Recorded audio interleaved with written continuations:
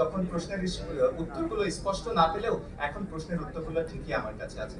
আপনি যদি ৪ বছর পর শিক্ষক হতে চান, তখন আপনার একটা ভালো সিজিপিএ এর পাশাপাশি আপনার বোঝানোর সক্ষমতা, টেকনিক্যাল নলেজ প্রয়োজন। আবার আপনি যদি ফ্যাক্টরিতে জব করতে চান, সেক্ষেত্রে সিজিপিএ অত বেশি ম্যাটার না করলেও আপনার পরিশ্রম করার যে মানসিকতা, আপনার টেকনিক্যাল নলেজ এটা প্রয়োজন। আবার যদি বিদেশে উচ্চশিক্ষার জন্য যেতে চান, তাহলে প্রয়োজন স্কলারশিপের জন্য বিভিন্ন পাবলিকেশন, রিসার্চ রিলেটেড কাজ সহ বিভিন্ন ক্রাইটেরিয়া ফুলফিল করতে হবে। আবার যদি মাল্টিন্যাশনাল কর্পোরেট মানুষ হতে চান, সেক্ষেত্রে একটা স্ট্যান্ডার্ড সিজিপিএ সহ আপনার প্রফেশনাল স্মার্টনেস সবকিছুই প্রয়োজন। আবার সমাজে নির্জীব মানুষজনকে সেভাবে ভালোবাসে না, তাই জীবনে একটু প্যারালাইজ থ্রিলারও তো দরকার আছে। অর্থাৎ দিন শেষে ৪ বছর পরে যখন আপনি নিজের স্বাধীনভাবে চুজ করতে চান যে আমি আমার ইচ্ছা স্বাধীন মতো একটা সেক্টরে যাব, তাহলে সবকিছুর সমন্বয় করা প্রয়োজন।